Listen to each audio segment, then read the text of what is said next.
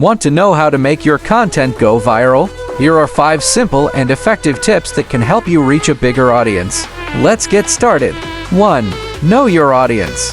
The first step is understanding who you're creating for. What do they care about?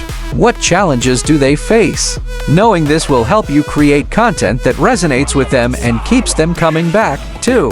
Create shareable content. Make your content engaging and easy to share. Use eye-catching visuals, tell relatable stories, or add a touch of humor. Anything that encourages people to hit that share button.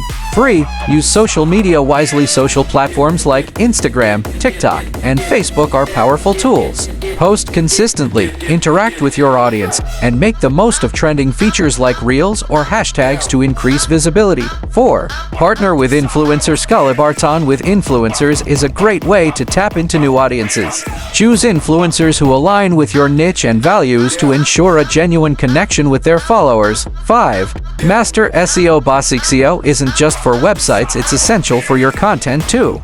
Use relevant keywords in your titles, descriptions, and captions so your audience can easily find you.